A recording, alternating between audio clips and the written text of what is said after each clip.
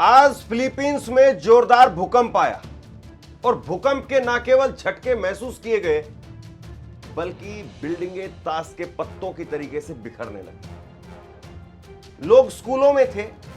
भारतीय समय के हिसाब से सुबह 5 बजे और फिलीपींस के समय के हिसाब से सुबह 11 बजे बच्चे स्कूलों के अंदर थे। ग्राउंड में बच्चे बैठे हुए थे और उस वक्त में भूकंप आता है और सब कुछ हिलने लग जाता है। दर्जनों लोगों की जान चली गई, सैकड़ों से ज्यादा लोग घायल हैं और यह तस्वीर अपने आप में बिल्कुल डराने वाली है। आप देखिए किस तरीके से जो है भूकंप के झटके यहां पर महसूस किए गए और बड़ी बड़ी बिल्डिंगें कैसे धराशायी होती हुई नजर आ रही है। Bantay mo, anak. Bantay mo di ate.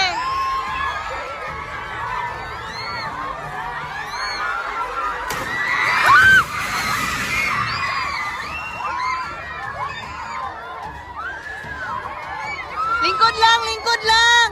Lingkod lang. Lingkod lang. Lingkod lang. Lingkod. Lingkod lang. Lingkod lang. Lingkod lang, lingkod lang.